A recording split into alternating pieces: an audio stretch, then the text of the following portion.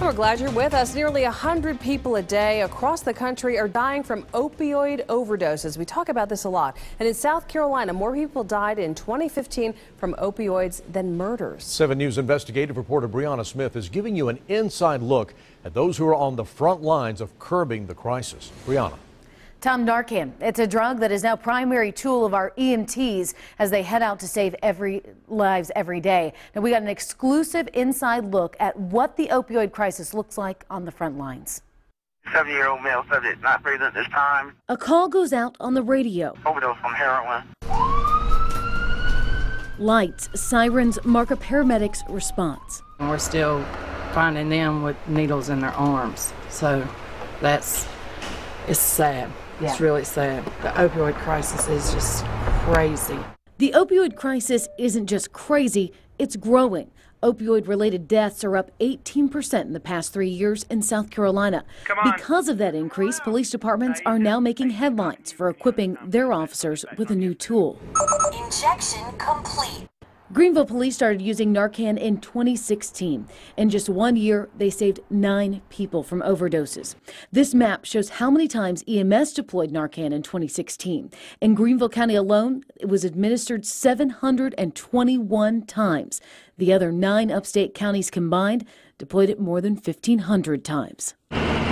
It's paramedics like these who gas up and are ready to go every day, not sure what they will find on the road as they tackle the opioid crisis head on. It really just depends. I mean, sometimes you have several a day, and sometimes you'll go, a couple shifts and not have anything. The unpredictable response mirrors the unpredictable high for users. I'm going to remember that birthday for the rest of my life.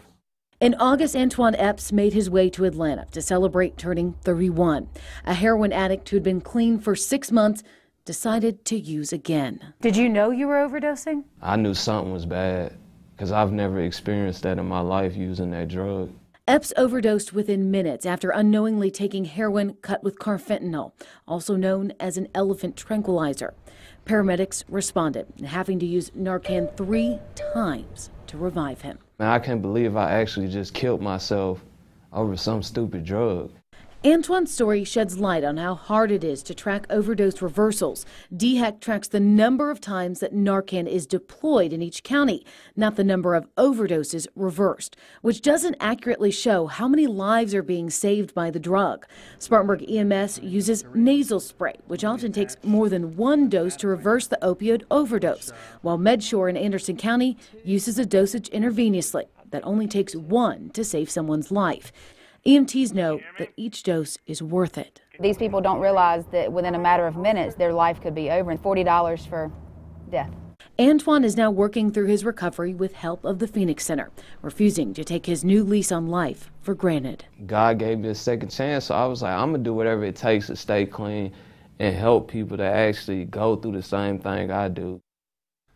And you know, Tom, we spent 3 full days with MedShore, and one of the things that sticks with me is one of the sergeants there told me sometimes they think it's like a video game, that it's just a new life and you bounce back up with this Narcan. Well, it sounds like using Narcan, our EMTs have potentially saved thousands of lives, so our hats off to them as well. But Brianna, this problem, this crisis is getting so much attention on every level. Are we making any headway? Have we turned the corner in this at all? You know, I don't think that we've made any headway on stopping the crisis because obviously deaths are up and so are use of Narcan. Yeah. But I think that those numbers are causing people to actually make a change. We're hearing it down at the Senate. We're hearing it in the House with what they're trying to do. And I think that the more awareness we bring to it, the better we can curb this crisis. All right, a battle still being fought. Yeah. Brianna, thank you.